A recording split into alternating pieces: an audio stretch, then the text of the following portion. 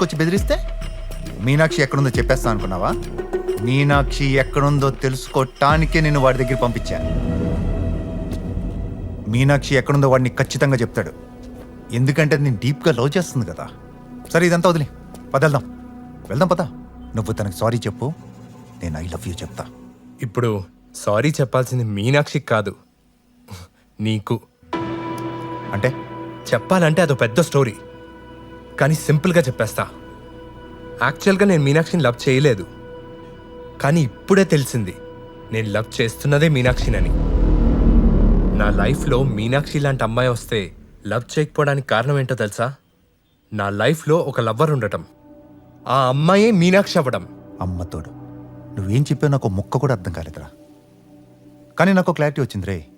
ఇప్పుడు నేను నిన్ను వదిలేస్తే నువ్వు దానికి ఐ లవ్ యూ చెప్పి ఓ డ్యూట్ పడుకుందానే. మరి నా సంగతి ఏంట్రా? మాటిచ్చావు కదరా, ఒట్టేసావు కదా, తీసి గట్టుమే పెట్టేశావా? నాకు మాట తప్పేవాళ్ళంటే చాలా కోపం రా. రేయ్, వీడు మాట తప్పాడురా, అందుకే నేను కూడా మాట తప్పుతున్నా. వీడిని కొడితే 5 లక్షలు ఇస్తానా కదా, డీల్ క్యాన్సిల్. ఇప్పుడు వీడిని చంపితే 50 లక్షలు ఇస్తా, ఇది ఫిక్స్. అశోక్, అశోక్ నేను చెప్పేది విను.